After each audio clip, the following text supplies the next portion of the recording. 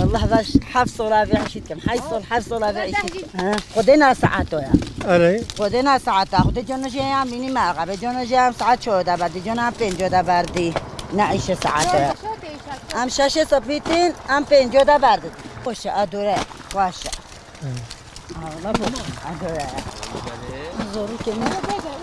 زورو كم والله أما أوها أوجي رحمة عي زورو كم عيش جاري من عاد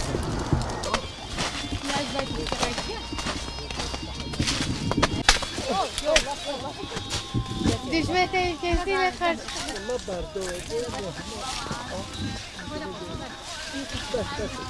Evet, bu sene rekortesi için ilimize, ülkemize ve bütün üreticilerimize hayırlı olmasını Yüce Allah'tan temenni ederim.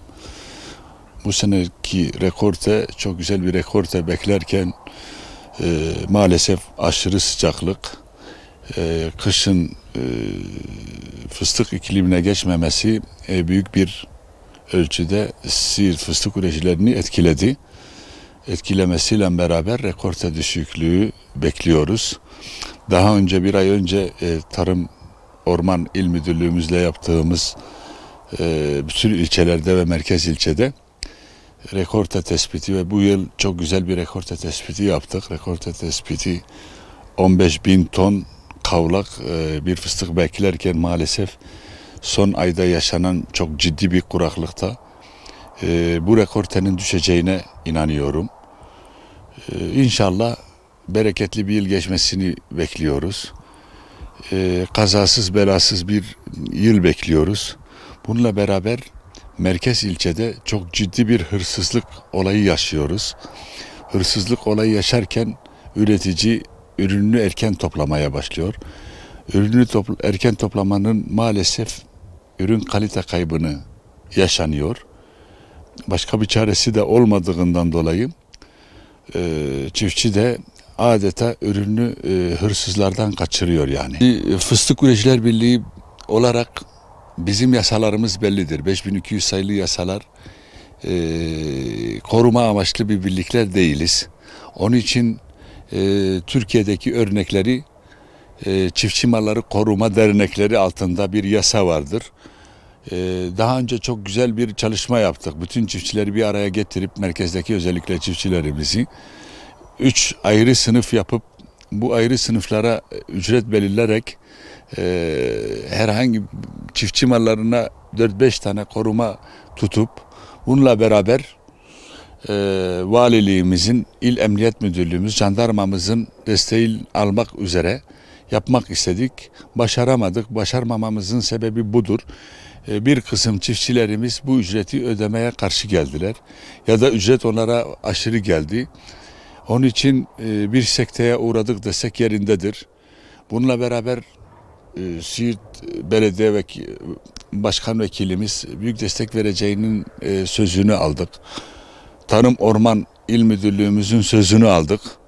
Ama işte çiftçiler bu işe yanaşmayınca bu iş sekteye uğradı. Bu Siirt Valiliğin bir el atmasını bekliyoruz. Çünkü artık devlet çiftçinin malını ve canını, yani bütün insanların malını ve canını korumakla mükelleftir. Tabii ki her bağda bir polis, bir jandarma koyacak anlamında demiyoruz ki.